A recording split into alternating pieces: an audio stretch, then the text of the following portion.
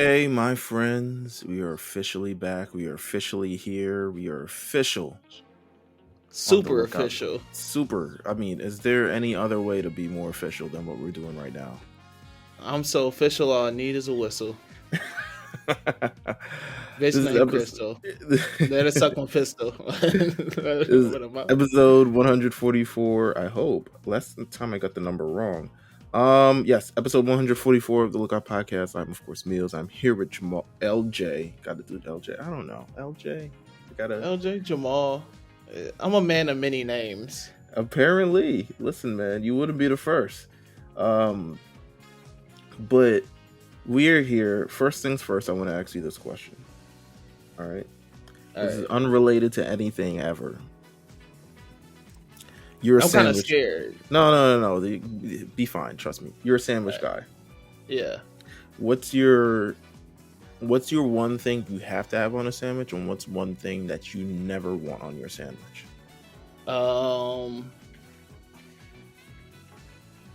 One thing that I must have on my sandwich, and then one thing that I can never have on my sandwich. Not can never. Not that it's like unattainable, but like I don't want it on my sandwich. Oh, I don't want it. So one must have and one nah, not for me. Yeah.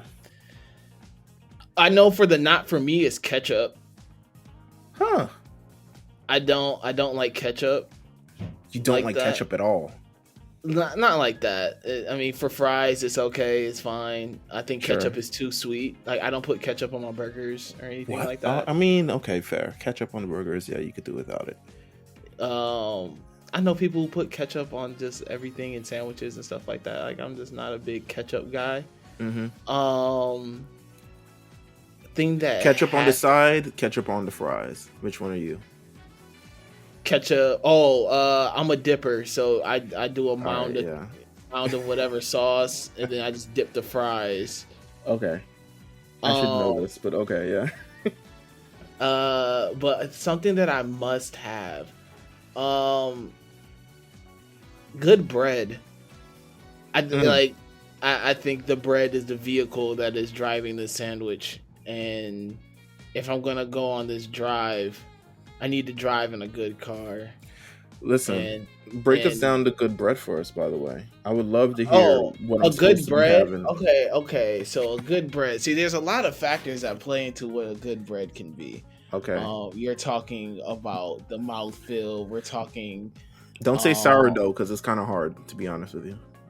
Sourdough? Yeah, sourdough is something completely it's not easy to do. And shout out to all the people during the pandemic who got really heavy into their sourdough starters and baking sourdough breads. That was fun to see y'all do. I'm not a big guy on that.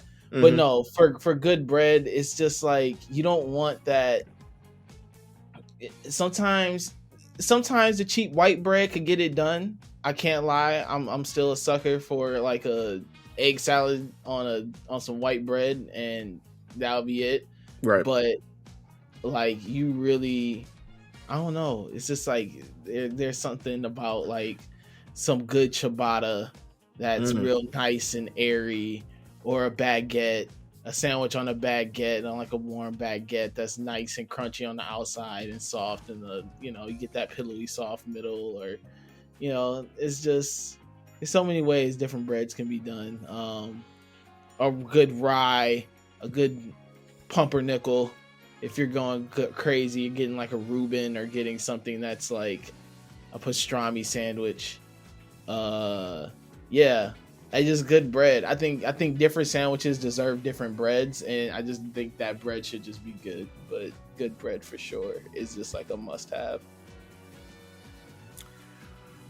All right, because I definitely been like, okay, there's definitely different breads out there. Like, of course I go to the corner store, get a sandwich, and it's just regular bread. But I'm like, there's got to be different breads out there. Like, but then again, I have to go to different places to experience that. So it's interesting to hear you say that. I'm not a sandwich guy, so I don't have any answers to this question. I love sandwiches, man. I mean, I like it, but. Yeah, I just do. I like it, but not to the point where I would like label myself. I haven't had a variety like you have. I don't eat pastrami. I don't eat Reuben. I don't eat any of that. I don't sample any of that stuff. You You know? don't? You got No. to. It's I just, you know, pastrami and sandwiches and rumors like that too are hilarious because like a real pastrami sandwich is just like mustard pastrami on like rye bread, see. I and don't like like that's it. mustard neither. I like honey mustard, Ah, but see, even it's a certain type of honey mustard too. Like where you don't really assume it's mustard. Like I'm not a real mustard person either. wow, I like mustard. I love mustard actually. That's I'll put mustard. nuts. I love I lo- ketchup. no wonder we work. Look Yeah, at that. We balance each other out. fucking condiments right here. I know, right? Let's get well. All right, so you know what? That was a great aside. Get yourself a nice sandwich this week. Yeah, for real. Get some good pillowy bread. I have been smoking BLTs lately. Huh? I don't I know like a BLT why. with a little avocado. Give me an avocado. Oh yeah, on oh there. yeah, oh yeah. Avocado for sure. Good, like good mayo. I'll say that if you're a person who likes sandwiches, Mhm. I would say if you're really looking to enhance it, start making your own mayo and like your own aiolis, Huh. you know, and your own stuff. Like mayo really isn't that hard to make. Okay, that's a choice. Yeah, I mean, granted, I mean, we out here in economic situation that we are. We might as well all be starting making our own fucking mayo at this point. Oh yeah, for sure. Listen, it's cheap, it's easy to make, it's not super complicated, and I think once you get a good base mayo recipe, like you can play around with it so much, just adding different things in it, using different types of eggs and different olive oils and whatever. But once you get a good recipe, like a good base recipe down, the sky's the limit. Okay, you know what? Fair. Love it. Love to hear it. And I hope that made you guys hungry. We got some stuff to talk about this week before we actually get into the episode. Even though we got some stuff to talk about this episode too, I have a lot of takes. I have one major take, but I have a lot of takes.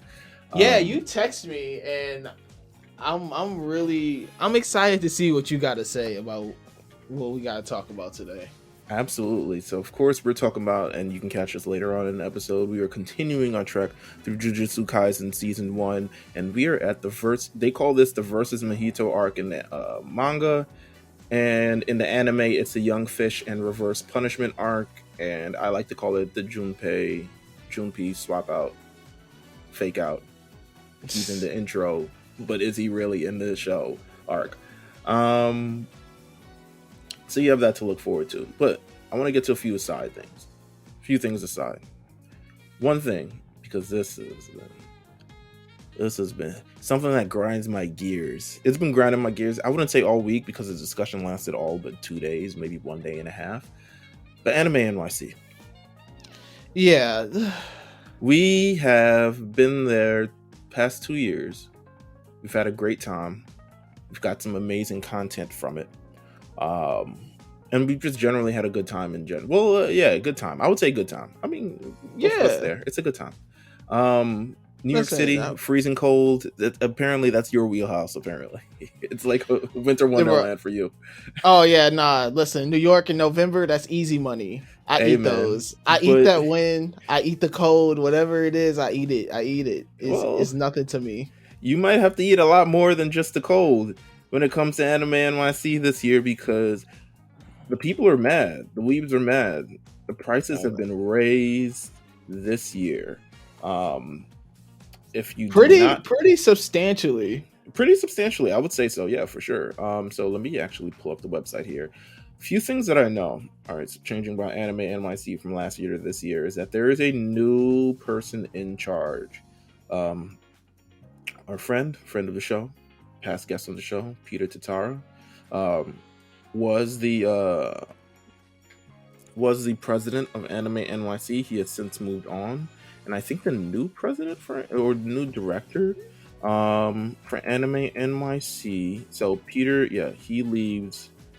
He left that. There was a big press thing at the beginning of the year that he's moved on, and replacing him is MK Goodwin, who is I guess new event director, and previously worked. Says previously worked with New York Comic Con and has been in charge of other things, Anime NYC related, but for other places. So MK Goodwin is in charge, and boy, MK Goodwin said, "Listen, you know what? We up. Get your money up, not your funny up." Absolutely. So the prices this year have gone up quite a bit, actually. The one day will run you, on average, it varies, but it varies very little. It varies between like $3. Like, it is what it is. The entire range is like at least $5. So the prices for the single day, Friday $68, Saturday $73, Sunday $71. Now the 3-day will cost you $129, which, to be honest with you, is less than at least 2 of these days combined. So if you wanted to go for 2 days, you'd actually be paying more than you would for 3 days. But they've also rolled out Anime NYC Plus, which is a $3.99 tier, $400 with taxes. Four of them days. With taxes, almost $500. Oh, that's gross. I'm gonna keep it a buck with you. If you go to the website, look at Anime NYC Plus, trust me, it ain't really. I don't care. It's not worth it. No. It's not worth it. Like you look at the things that they're offering, and like on paper, it looks good, it sounds good, it smells good, but it's really. I feel like they really should have probably. The thing with Anime NYC is it depends a lot on crowd support in terms of like also like. They'll send you like a million surveys throughout the year about like your anime interest and like what you liked about Anime NYC last year if you went, and what you want to see about next year, blah, blah, blah. I feel like they really should have like, I think they were attempting to listen to people and then absolutely didn't. But yeah, for Anime NYC, the only real additions to it are expedited entrance, which I mean, I'm pretty sure with panels you just skip everybody. First access to the show floor, which means I guess if you manage to reach there early enough, you can get there before anybody. But realistically, I'm from New York. I'm not showing up early to anything. And that's what I'm saying. Like a lot of these things that they're asking or not asking, but like providing is like for a person who's been there twice, and it could just be for the simple fact that I've already been there twice. Mm-hmm.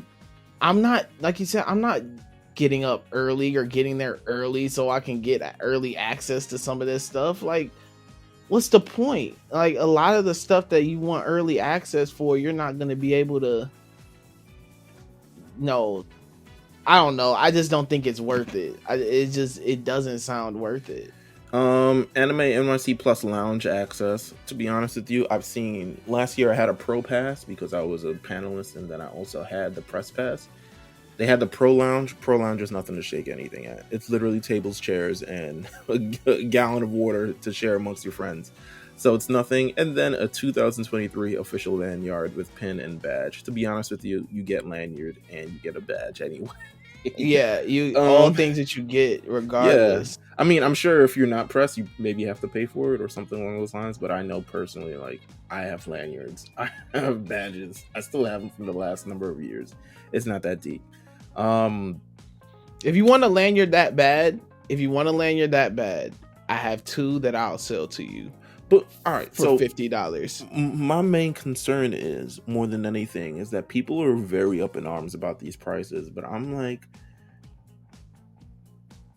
I think, all right, so I'm confused. The reason we talk about the Anime NYC Plus tier is because it's never happening. Like, it's never, not even considering it. Move it out the way. It wouldn't happen on any good day. No way I'm paying $400 for this. Nowhere near $500.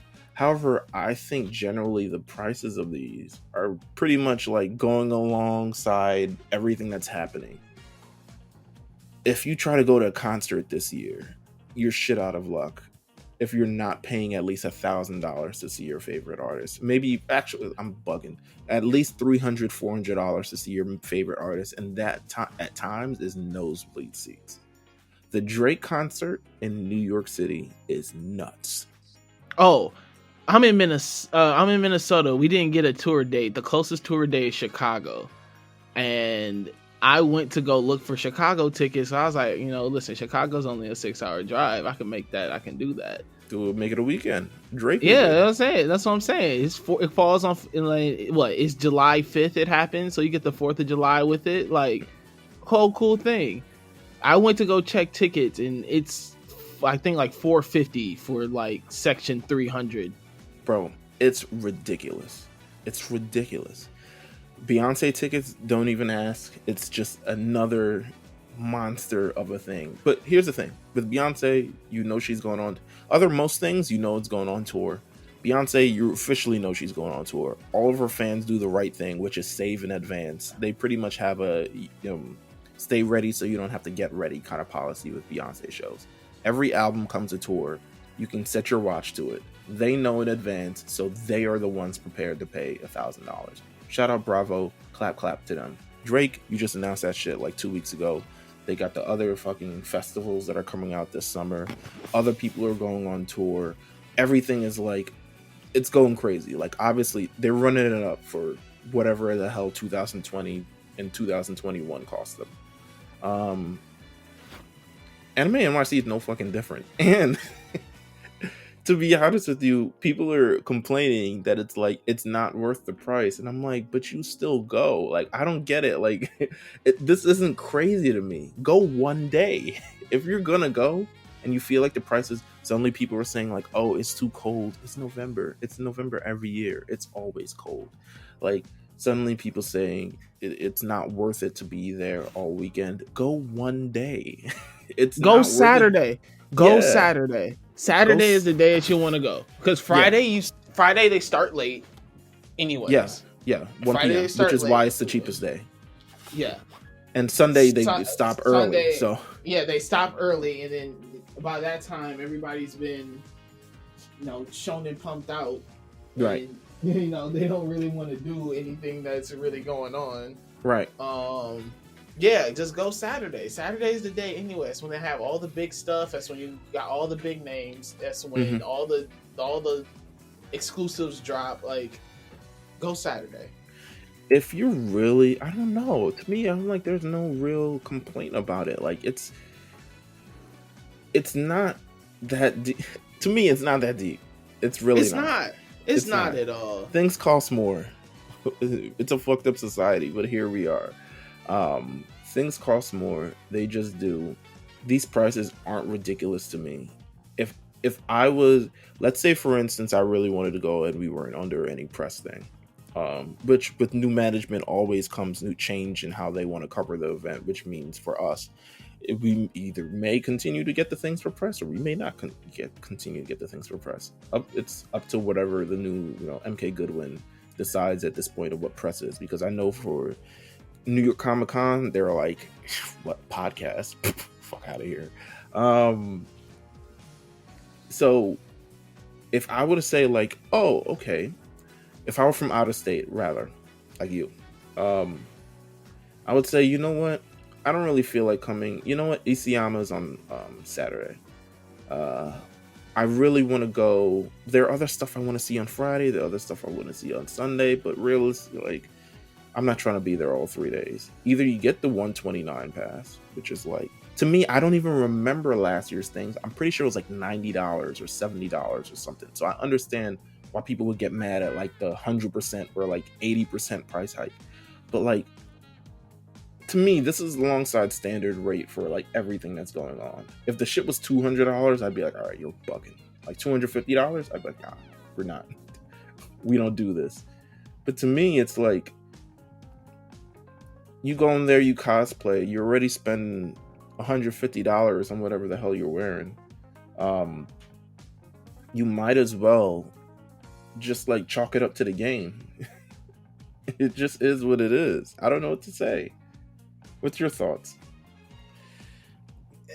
That's exactly what you got to do. That's the only thing you can do. You got to charge it to the game. It's all it is. Yeah. It's all it is. There's nothing more that we can do other than charge it to the game. If you're really that diehard, get the 3-day pass and go all 3 days. Other than that, just get your Saturday pass and call it a day. Like, I don't know. And then like also like some of these panels and stuff, like they look really good on paper, and sometimes you go to them, you be like, this ain't it. So sometimes you're not really missing anything. Yeah, you're not really missing anything. So I always say, like, if you're coming from out of state, chances are you're really going to do the 3 days because you're going to do the whole weekend or something along those lines. So you're going to get the 3-day pass, even though you realistically might only go 2 days. You might not even hit it on Sunday. You might say Sunday I want to check out a brunch or go to a show or something. Yeah, Sunday go be mixy on Sunday. Yeah, something along those lines. Or Saturday night and then wake up late on Sunday and get the hell out. Yeah. But realistically, like, I don't hate it. I understand why people are complaining, but I feel like the energy is like not necessarily misdirected. But I'm like, where is this coming from? Because y'all asses was in there shaking asses and getting sturdy on the floor in Nanami costumes and shit the year before. You know what I'm saying? Oh, bro, listen. You know, right now it's performative. It's not. Yeah. All the people that are complaining right now about the prices. Guess what they're gonna do? They're gonna buy a ticket. Absolutely gonna buy a ticket. So they're complaining. They're gonna complain. They're gonna get mad. They're gonna be upset. They're gonna do all that just to still buy a ticket. Guess what's gonna also happen? Because of this, and I know everyone loves DreamCon.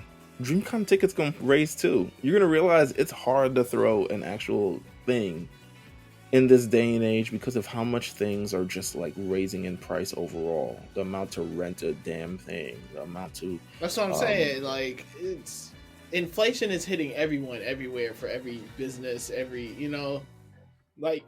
I'm sure the prices to run this and create this whole thing isn't the same as it was last year. Prices went up, bro. They got Isayama last year. They said, no, we running it back on niggas. Yeah, like, God, like, knows who they bring out next year and who they got to pay to fly out and do all, like, it's just, there's a lot that goes into... I think there's just a lot that goes into all of this that people don't understand. All right. Well, you know what? Anime NYC, it'll be there for you or it won't be there for you. It is what it is. People are like, man, it wasn't. Oh, they're going to go. Like, they're going to go still. They're going to go still. But here's the thing. I understand. I understand it wasn't that lit. Sometimes, because I feel like, for instance, at least the people that are on our timeline, they go to DreamCon, it's a big DreamCon party, but that's our people. You know what I'm saying? It is what it's always going to be lit by default. You know, we're just that kind of group of people. Black people, black anime con, centered anime con, featuring a lot of black guests and panelists and all this other stuff like that. It's like it's for us, so I get it. People make a whole weekend out of it.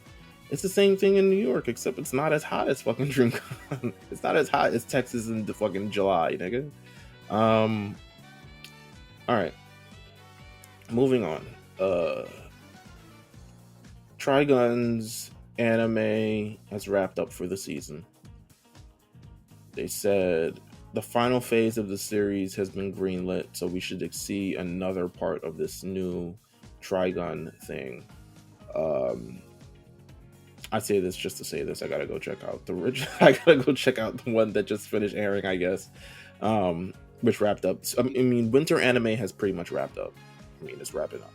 Oh yeah, no, it's done. Once My Hero is done, it's done.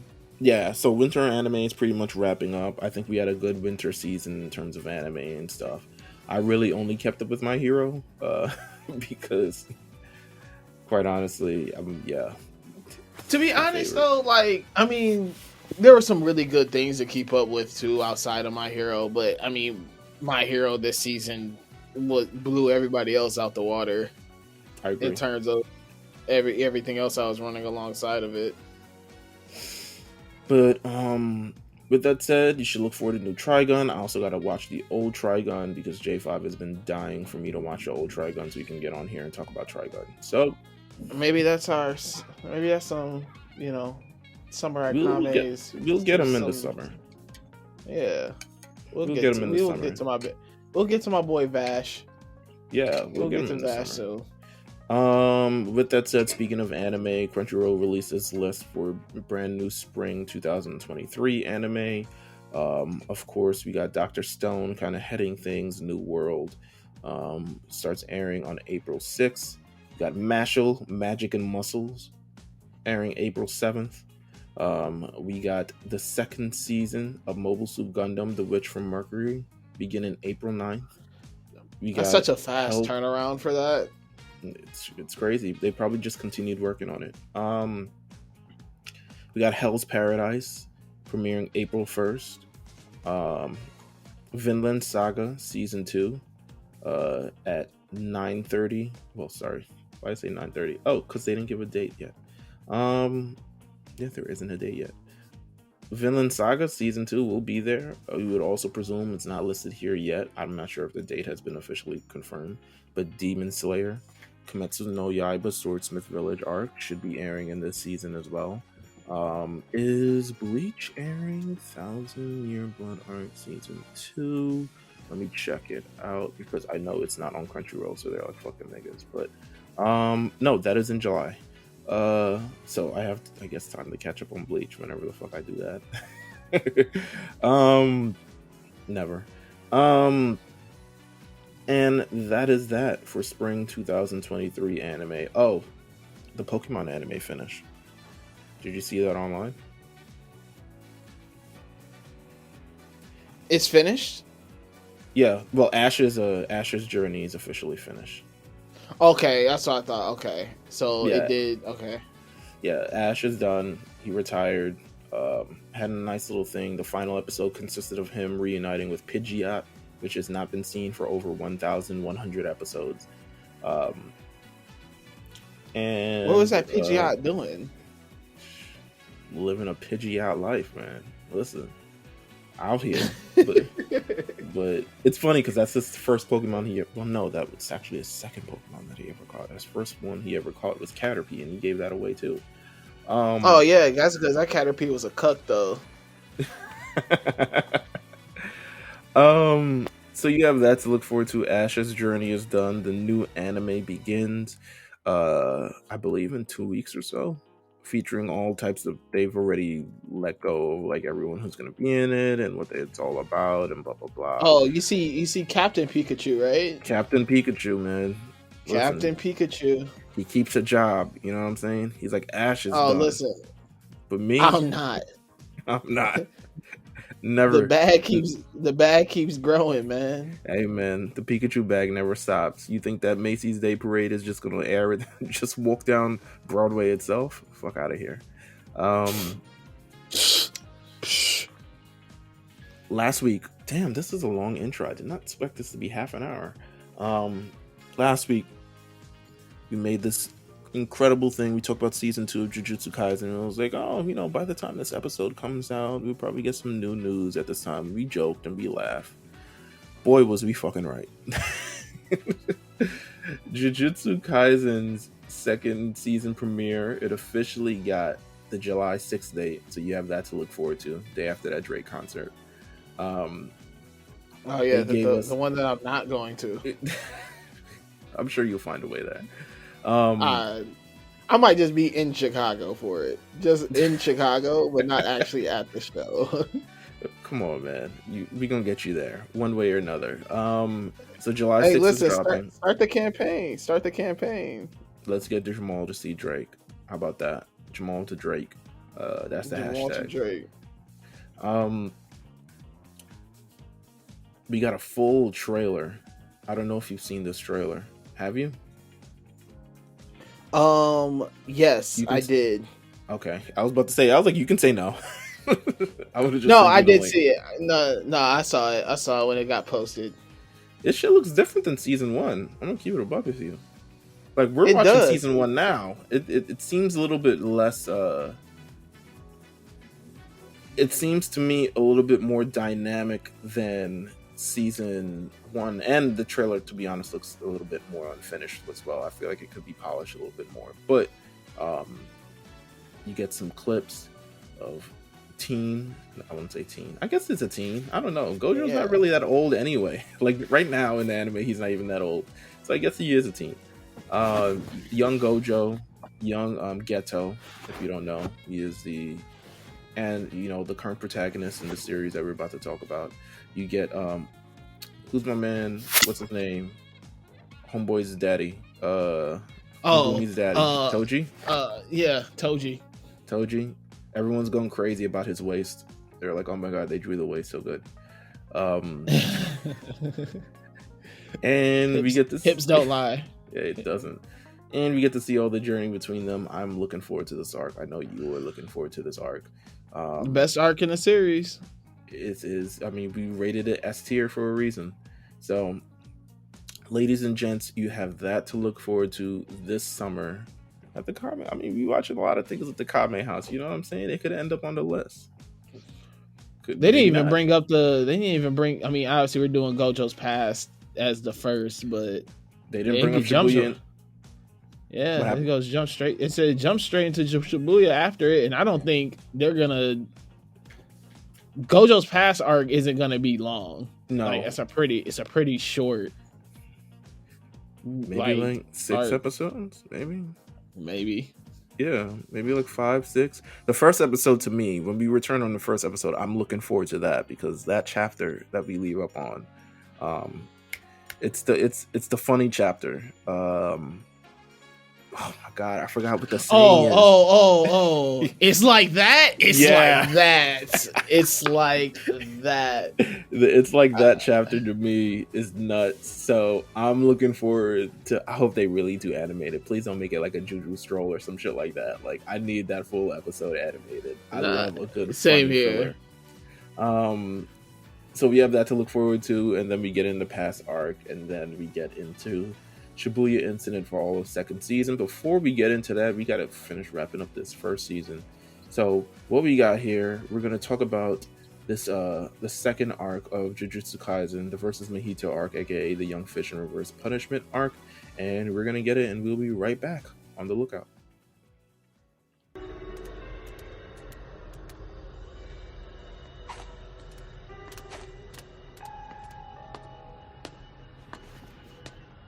Excuse me? Did you do that? Inside the theater?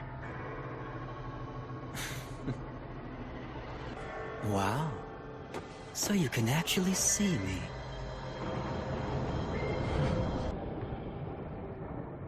What if I am the one who did it? Are you going to condemn me now? Were those 3 special to you? Were they your friends? Here you go! I've got some tasty lunch for you!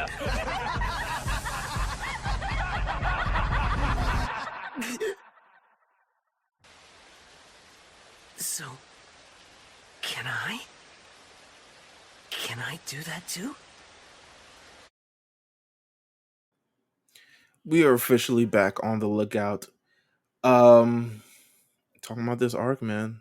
I got some thoughts about it. I got some thoughts. What's the first one? What's the first note? The first, this is definitely, I mean, troubled kid. I feel like we've seen this so many times before, especially living in America. Troubled kid, backstory being bullied, goes crazy, does some wild shit, incapacitates kids, kills kids.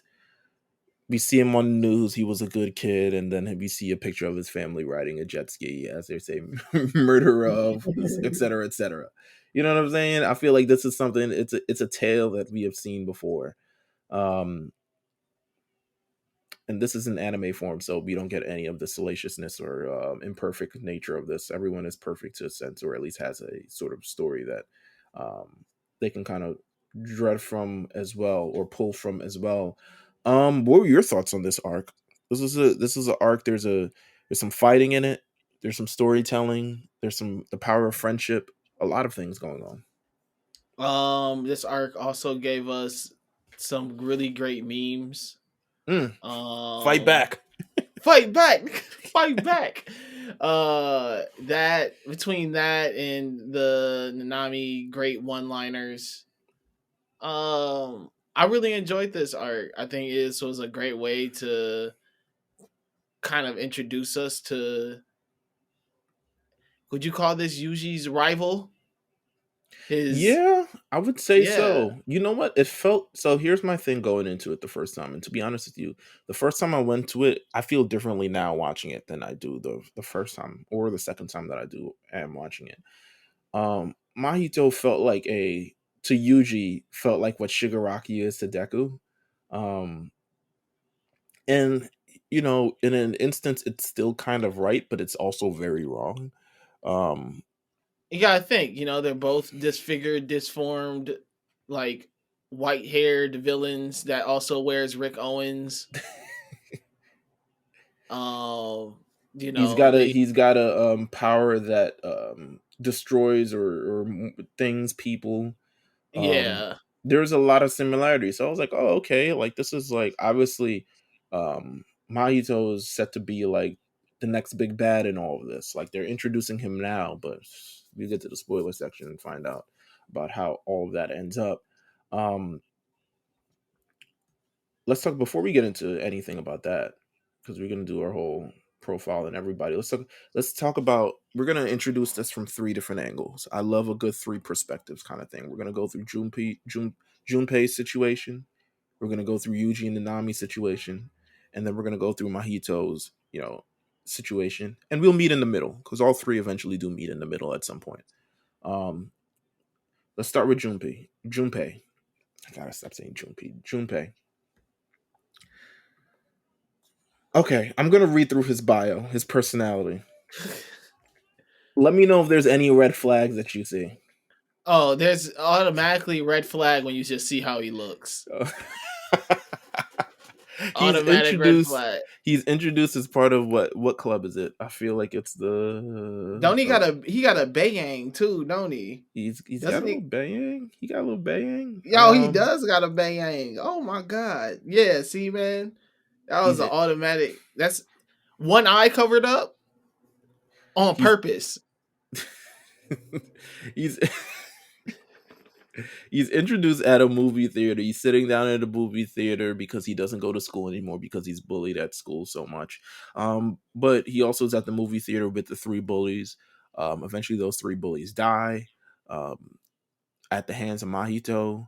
That's when we hear the audio clip that we heard a little bit before of Junpei and encountering Mahito and kind of seeing him, which he has enough curse energy to see cursed spirits, but not enough curse energy to be a Jujutsu sorcerer until Mahito eventually manipulates him and helps him bring out his Jujutsu sorcery. All right, I'm gonna go through his little bio on fandom. Just know if there's any red flags, just point them out. You know what I'm saying? Junpei is a reserved and apathetic individual with a distaste for other people. Yep. See, automatic red flag. Well, all right. Well, you know what? I feel like, for instance, if you stop there, this would also be the same description for like Robbie Rav. That's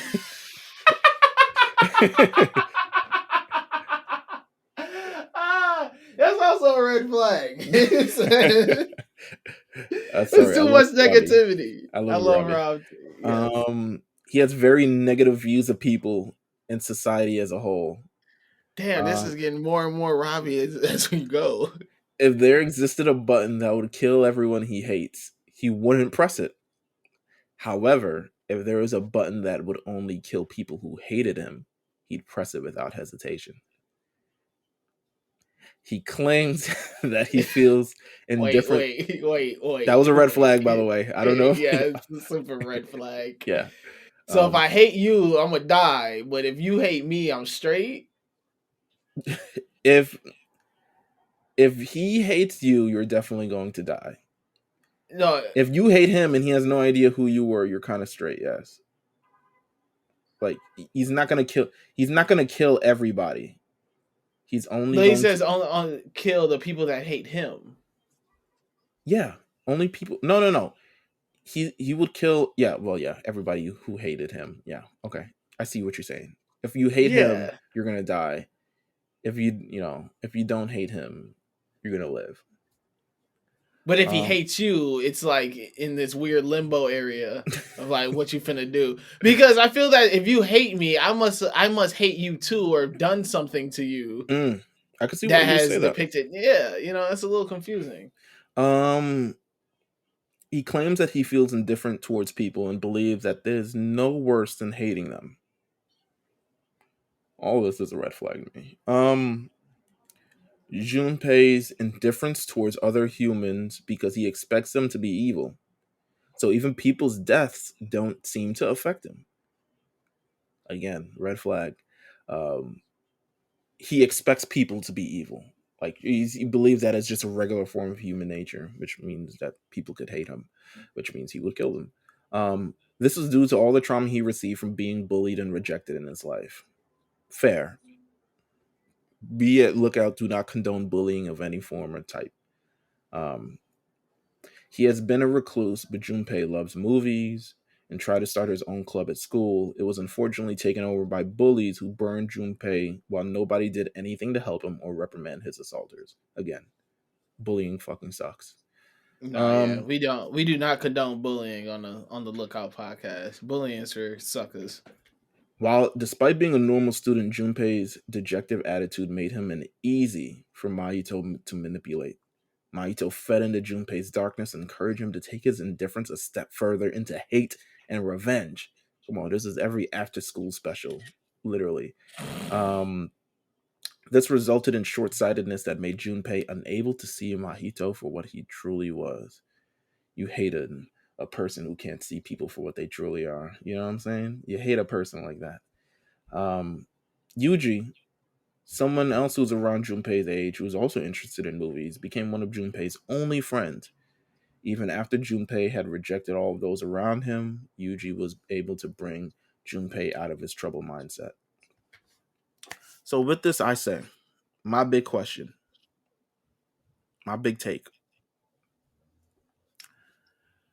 Do you think Junpei deserved everything that happened to him in this arc? Or did he deserve some sort of journey to redeem himself? Nah, he slightly did, bro. Like, this is what happens, right? Mm-hmm. So obviously, listen, obviously, he got some distaste and some dislike for some folks. And that's okay. We all got it. You know, listen, I don't like everybody. Everybody don't like me. We not everybody's cup of tea. No one is. But then you mess around, you go through the whole movie theater thing. Mahito comes around. And see, and this is where I start feeling bad for Cuz. Is because you getting drawn into this world and you see this, you know what I'm saying? He chopping it up with Mojito, getting close to Mahito, and it's just like I'm mad you call him Mojito. Sorry, that's years of restaurant industry talking. Of course. But Mahito, yes, go on. Mahito. He kind of looks like a mojito now that I think about it. He does a little bit. No, hey, listen. I'm not too far off here. No. But no, it's like he starts rolling around with Mahito, and after that, it's like he's suffering the consequences of his actions of just like rolling around with cats. And then also too, when he snaps and starts using his cursed energy and cursed powers and techniques to harm other people. Harm other people. It's like, what else is he? You know what I'm saying? Like, he reaped what he sowed. At the end of the day, that's what he did. And I can't feel bad for him reaping the consequences of his actions. Now, I'll say this. What happened to his mama was completely unnecessary. We're going to get to his mama. We'll get to his mama. I got some questions for her, too. That was a fine woman right there. She ain't do anything wrong. Listen, man. I wrote that in my notes. I was like, damn, fine mama. Okay. Of course, Junpei had enough cursed energy to see Mahito, to which Mahito awakened as, Jujutsu sorcerer. Anyway, he gets around. We establish the fact, we get around to the fact that he can see cursed things and he has this cursed energy. People are tailing him. The Jujutsu sorcerer task force that is Nanami and them are tailing him. It was like, I don't know. He was at the scene, got some residual, this is very CSI, NYPD Blue stuff. It's like, we got some residual, Jujutsu cursed energy on it. I was like, ugh. It was definitely on his Horatio Kane. It was definitely also CSI Miami. Yeah, one of those. It was like, did you take enough cursed energy samples? You know what I'm saying? Take it back to the lab. Either way, Yes, his attractive mom said it's hilarious because they're talking on. You know what? This is also a red flag. This is how I knew it was a red flag. So one, they're talking on the same Japanese waterbed shit that's in every anime. Literally every anime. Yu Yu Hakusho, My Hero Academia, everywhere. The same grass that goes at a 45-degree angle leading to some sort of fucking trough. Um, it's literally been in every anime since the beginning of time. She was like, "Hey, is that your new friend? Want to come to dinner? What do you like? What do you dislike?" To which um, Junpei is like, "This is a standard sign of like one of those kids. Shut up, mom. He doesn't want to come to dinner. He doesn't want to eat your food." Type deal. Like Yeah, he's he's like, like, no, mom. "No, mom. We're talking about movies here. Can you leave us alone?" I'm like, "Wait, it's like 6 p.m. Aren't you like worried that your child's not in school? Obviously, he's out And here she's doing." fine with it though. That's the Yeah, thing. She's completely condoning him not being in school. mom, you said you wouldn't smoke in front of me. Oh yeah. No, she says, "Mom, you said you would stop smoking." And she was like, "Yeah, I did agree that I would stop smoking in front of you." And I was like, "Go, mom." Yeah, Um, for real. She was like, this pack is not. Listen, she reminded me what type of of, cigarettes you think she smokes? She I looked don't like a know. Marlboro. She looked like a Marlboro type of person. She reminds me of Nah, never mind. She's smoking on Cools. She on some Mm, menthols. she reminds me of Kurobaro's sister in Yu Yu Hakusho. Just like apathetic, doesn't care, want to come over, always smoking. Um, Chain smoking. chain smoking is It's never one cigarette. It's like 10. right. Surprise. Uh, what's his face's girlfriend didn't start picking up smoking too. Um. Anyway, here's a red flag about the mom. She makes them dinner. She feeds it to them, and she's the one who passes out and goes to sleep. Imagine you invite two guests over to your house to feed them, to make food for them, and then feed them, and you're the one who passes out via the itis more than anything. That's lit. She's too lit. She's too litty, man. Like Anyway, she got too sturdy and passed out, man. That's crazy. it's too much of them damn cigarettes and some funny cigarettes, man. Um, Well, it wasn't cigarettes, buddy. Anyway, Mahito managed to plant one of Sukuna's fingers on her, which prompts a curse spirit to show up and then kill her in her sleep. Which prompts Junpei to go on a "I hate everyone" spree. I mean, which, a reaction to killing your mom, but necessarily not my reaction to finding my mom, passed away. Like, I wouldn't necessarily, and this was the police coming after Junpei, obviously. Yeah. It wouldn't necessarily be my course of action. And he even wears his mom's like jacket. I was like, all right, that's a that's a fashion choice. Oh Um, yeah, he tripled down on the hate. so he goes to a school. Everyone else is knocked out. He finds this boy named Shota because that's who Mahito said killed him. He's like, nah, Shota killed him. Mm-hmm. She was like, Mahito, I found my mom dead. Shota. I heard Shota did it. Yeah, come on, That bro. guy's a fucking asshole. Yeah, So he fucking wears Sperry's with Nike socks. Like fuck that guy. So Junpei, in his fit of rage, says, "You know what? I hate Shota too. I've always hated him, pretty motherfucker." And says, "We're going to go get Shota."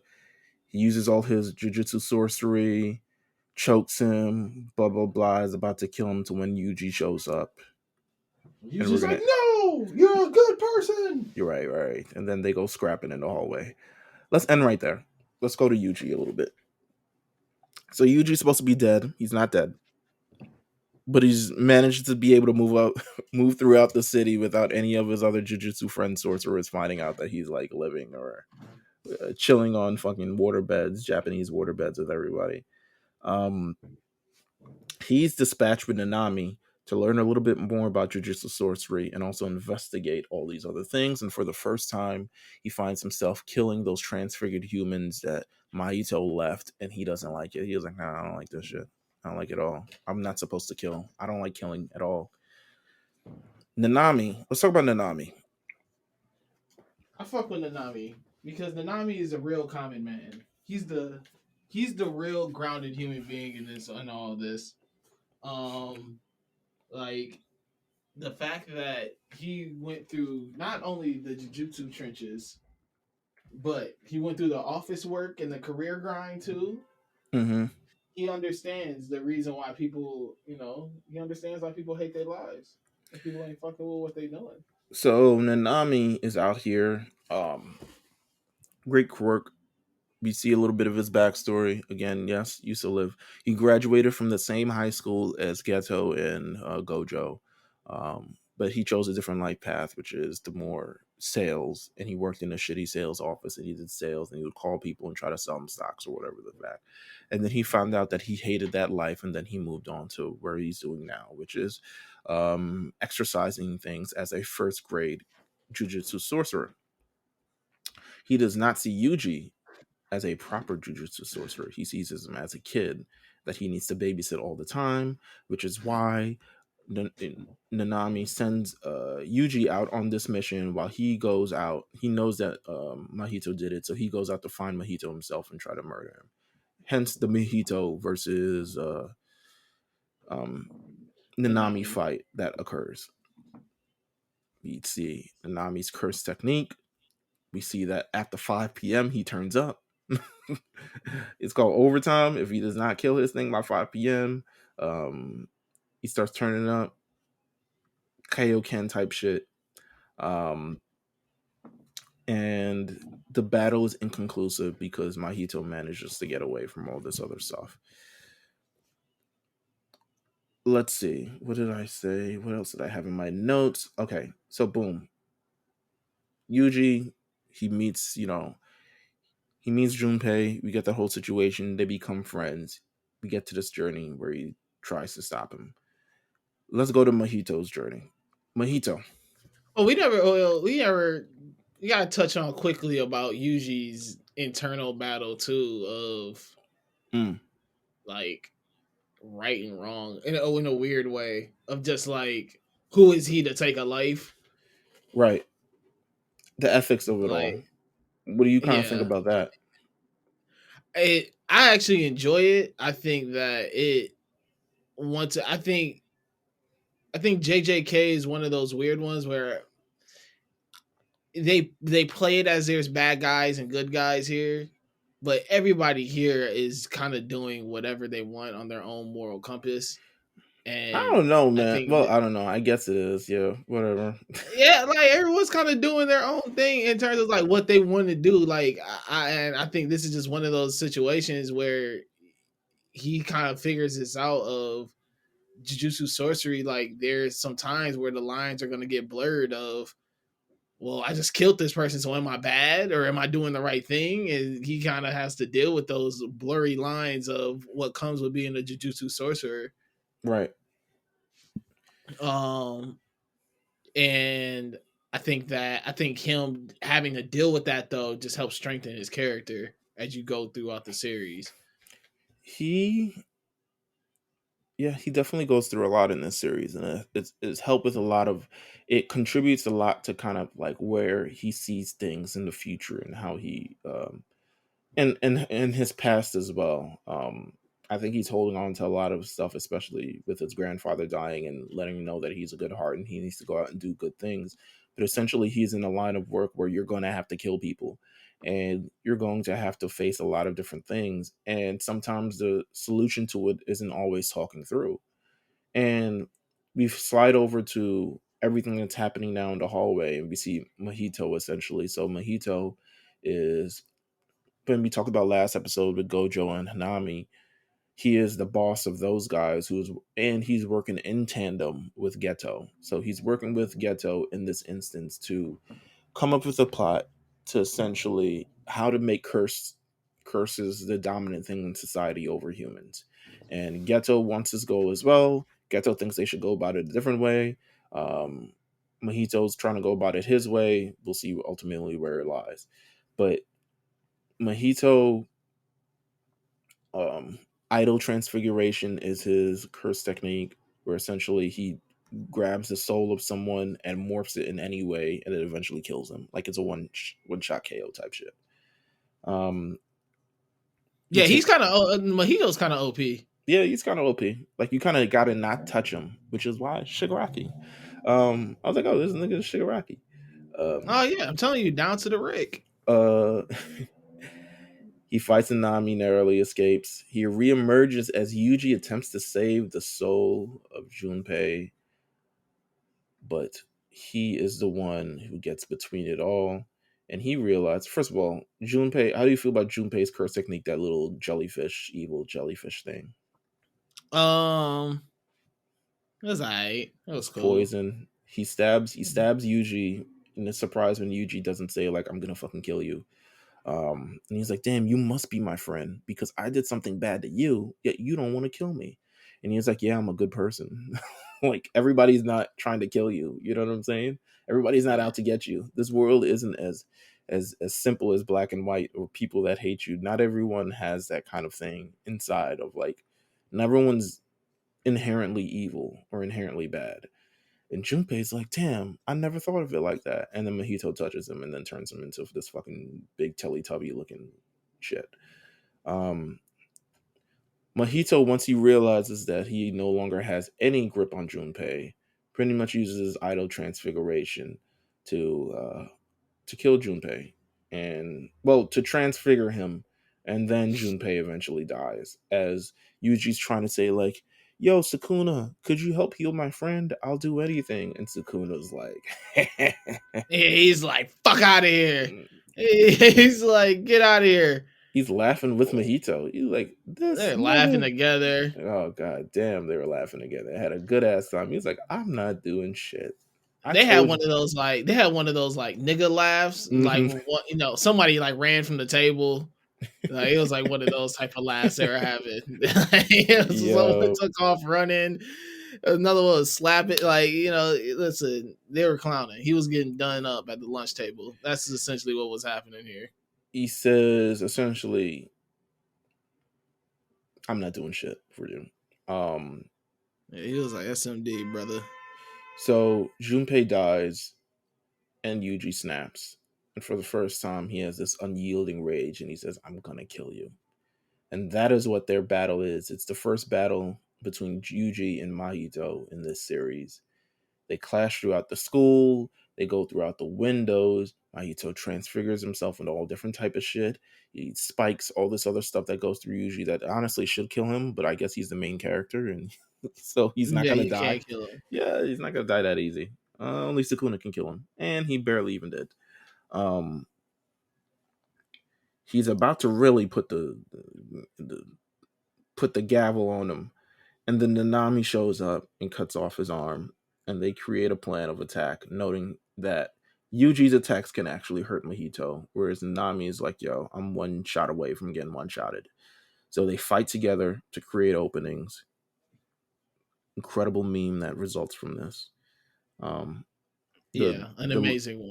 The legendary fight back meme. It's great animation itself to see two people really beating the shit out of someone at once. It's just kind of happens.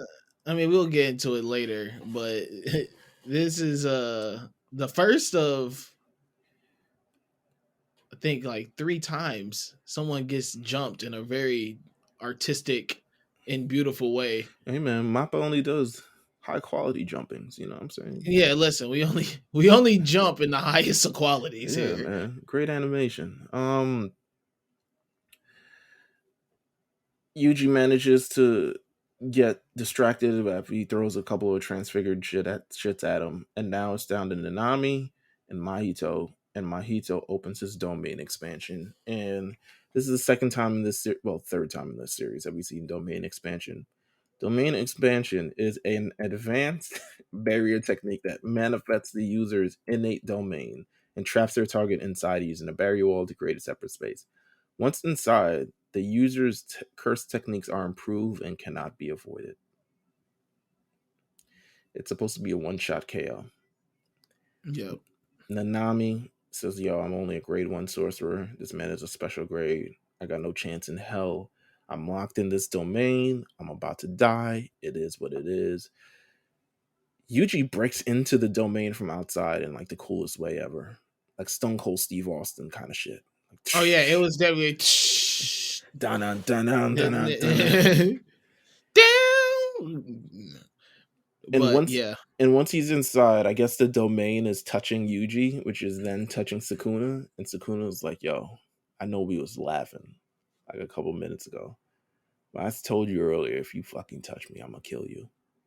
And sure enough, Sukuna is like, pretty much attacks Mahito's soul and injures him, and the domain kind of crumbles.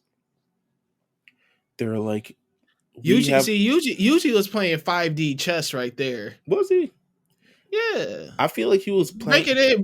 Breaking in just so then he can go into the domain, just so then the domain affects Sukuna also. So I don't Sukuna think he. gets. I don't He think he didn't had think of that. any of this. No, I Yeah, don't think he thought of any of this. He didn't think of any of this, but I think it looked good on paper. He would have ran his head into the domain if it meant breaking it open. He has no like thought, tact, skill, anything that Nanami has. He is literally he's, to me, usually at this point, is a brute. He is a man who can punch the shit out of you. He does not even have advanced curse techniques. He is literally just like, his hands are lethal, and he got a little bit of like curse techniques mixed in them. He can control it a little bit, but not enough that warrants anything. So they want to finish Mahito off. He escapes through the sewers because, Yuji passes out and is like, damn, this is crazy. Mahito escapes. And he is like, it's given very much Shigaraki. I'm gonna kill that. It was Shigaraki, first season. He's,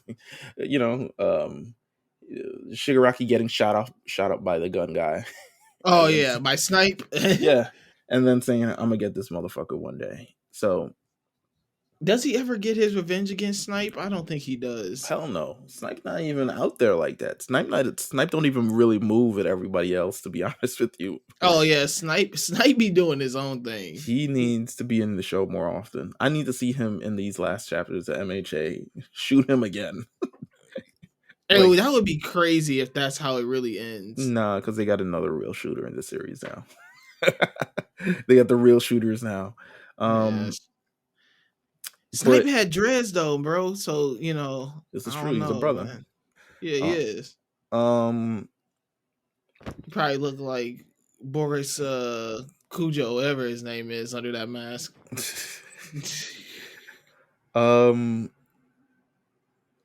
Nanami eventually recognizes him as a Jujutsu sorcerer.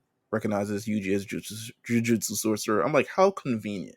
The man saves your ass, and now you're gonna recognize him. How convenient. He was gonna be dead toast without this motherfucker. Mahito recovers on the ground, and he meets up with Geto, and he's like, yo.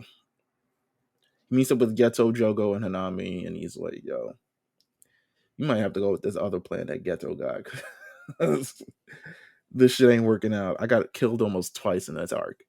And yeah, Yuji swears at the end to never lose again until he destroys Junpei's killer. And that is how we start a rivalry. And that is the end of this arc. Couple great battles. A lot moving forward in terms of Yuji's newest nemesis, which is Mahito. Yuji kind of gets his focus in order and says, like, it feels like for the first time, all of this is very, very important to him now that he's experienced loss. Yeah, he cares now about this sorcery life. He cares more about the life that he's in now because he sees and understands the impact that it has on like the world around him. Yeah, like even if people can't see the curses or are even fully affected by them, he sees how curses and whatnot can just destroy humanity. Yeah, and really influence people. And a life like Junpei could have been kept if he didn't get involved in all of this. But then also Junpei, like, we heard the clip, nigga. You were interested. Man, nah, yeah, that's what I'm saying. Like, he's like, can I do that? Junpei was acting like let's not act here like he didn't want to hop off the porch. Like, yeah, he did. Man. He wanted to get in the field. He wanted to rumble in the jungle with the big boys. You know what I'm saying? He wanted to get his put on. He effed around and found out. And he fucked around and he found out. Yeah. And I can't feel bad for someone who fucked around and found out, I man. was like, Like you should have listen, been man, fucking around, we got it on audio clip, my guy. You say, bro.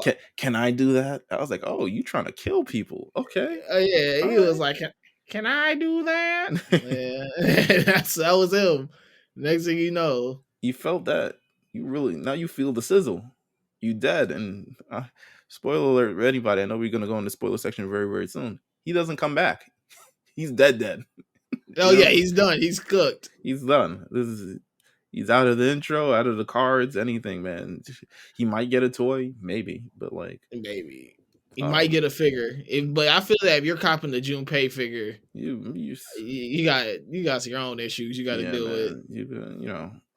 I don't agree. Um, if you're anime only, this is where we hop off. Thank you very much. Let's get into the spoiler section. Let's talk about it. You know, I want to talk about in terms of the spoiler section. We'll go in this very very short because in this arc we're introduced to the Nanami, and we don't really see him much again until the Shibuya incident. And then in this arc, we're also introduced to Mahito, who again we don't really see into the Shibuya incident. And both of those guys have interesting fates in the Shibuya incident.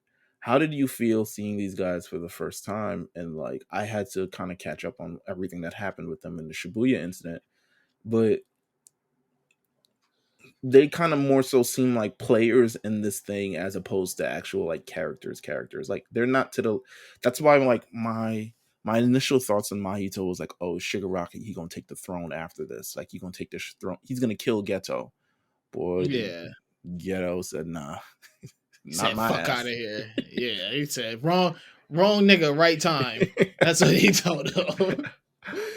I think I agree with you. I think that both of these characters end up being um pieces in a larger game than actual um yeah, I'm Like, not gonna say they weren't game changers because I think both of them were, but I think they just all both just end up being pieces in the larger game of things and larger scheme of things. And I think that's okay. I think you need characters like that. You need characters in which they're there to create a purpose and create something, and then they once their role is finished playing, it's okay to be disposed of. Nanami's disposed of. He dies. Yeah, he dies. He dies By a Mahito. very by Mahito, a very gruesome death. Uh, Uh listen, he's cool Mahito character. got Mahito got a couple bodies under his belt. Yeah, I like it. I like Nanami because I think he just has a cool look overall. I think he just looks amazing No, he does. as a character. However, I don't know. I thought it was weird he doesn't make it to the end. Like, to be honest with you, a lot of adults don't seem to make it to the end. This is the same arc that we lose um, Gojo. This is the same arc that, well, not the same arc, but shortly after this, the principal also gets murked for the role that he plays in this. Um, a couple, A lot of bodies get dropped. yeah, a couple more get dropped as well. And Mahito, you see him for the first time in the Shibuya incident. He kind of like, as he's fighting on the side of like curses and like we gotta kill these niggas and all this other shit like that. He realizes towards the end of his thing that like, yo, I'm really like a piece in this. Like I'm not actually, I don't have any actual role in any of this. Like, and it seems like he's gonna be the one. I think he pulled the trigger a little bit too late because I think he wanted to be the one that turned on Geto, but it was Geto the one who turned on him. And the interesting thing is, Mahito's not dead. He's been absorbed by Geto. I don't know what that necessarily means. Um, we haven't seen it kind of like shown up later in the manga yet. I'm sure it will be shown because if you're not dead in this, you'll be back. Um, i.e., Nobara. Um, but would you want to see Mahito back in this? And what role would you want to see Yeah. him play? I don't think he belongs back. He can't really do nothing much right now. I mean, he can, but I think that He's a once again, special I think grade curse, my motherfucker. He's a special yeah, grade curse. I mean, he could do a lot.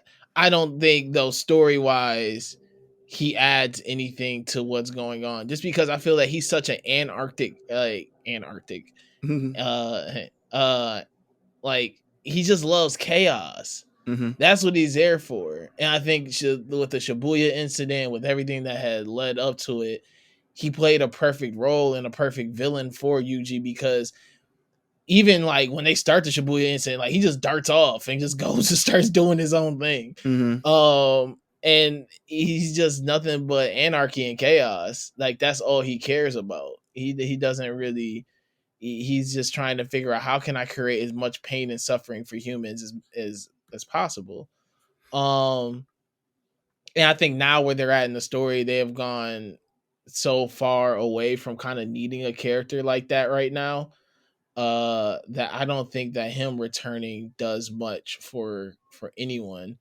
Um I mean, unless you're gonna give him this 1v1 with Yuji and have this great big build up, but I mean, he already had his fight with Yuji. that's what I'm saying. So it's just like, I mean, I'm sure they could be a why go round through that 3. again? Technically, all right. So boom, round 1 ends. I would say Yuji and them win because he has to retreat. Round 2, Give that to Mahito. he kills Nobara, he kills Nanami. Allegedly kills Nobara. But Allegedly. also, I think Yuji does put the hurt on him. Yeah, he does because. But Mahito learns Black Flash, so that's it's giving me Shigaraki vibes. Is it Black Flash or Diver? Well, whatever. The end of him, as it states here, the curse listens as Yuji looks down on him. So Yuji pretty much beats him up. The curse listens as Yuji looks down on him and promises to kill him. No matter how much time has passed by, no matter how many times they were reborn, Yuji promises to kill Mahito again and again with no need to justify his actions of anything but his nature. Yuji hates that nigga. Mahito turns to run from his mortal enemy, stumbling and falling as Pseudo Ghetto arrives. Spoiler alert, Ghetto's not really Ghetto. Arrives. That was an interesting thing for me to find out too. I was like, oh. Like pinning that Ghetto dies in the movie, even though it's not shown, it's implied that he died. And it's implied that Gojo kills him in the movie, and then the guy who inhabits Kenjaku, who inhabits Ghetto's body, is using Ghetto's body, mind, spirit, and memories and all this other shit to cause chaos. Pseudo Ghetto effortlessly beats Yuji with a barrage of curses, but Mahito lashes out against his ally. Mahito tells Pseudo Ghetto he always knew what Pseudo Ghetto's plan was for him. Moments before Pseudo Ghetto uses his vessel's curse spirit manipulation technique to absorb Mahito. Yikes. Well, yeah. This is giving All for One vibes. So he's like, I'm just gonna take your quirk. It don't matter. Pretty much. And it'll be interesting if we see that kind of like used again, especially considering Ghetto's spot now in the anime where he's playing kind of back up to Secunda now. We'll see how long that lasts. But you know what? That was a spoiler section. And this was a great episode of The Lookout. Thank you guys for tuning in. Of course, you can always subscribe to The Lookout at The Lookout RNC on Twitter. And you can also listen to us, The Lookout on RNC Radio, Apple Podcasts, Spotify, Amazon Podcasts, Google Play, YouTube, everywhere. Shout out to Johnny Barnes, who's been putting the clips up on YouTube for us. Make sure you go subscribe to our YouTube, get a short clip of the episode, and then some. A ton of amazing content there. Go back to old episodes. I've been listening to some old stuff, man. I was listening to a couple of episodes of Mount Silver because of the Ash thing.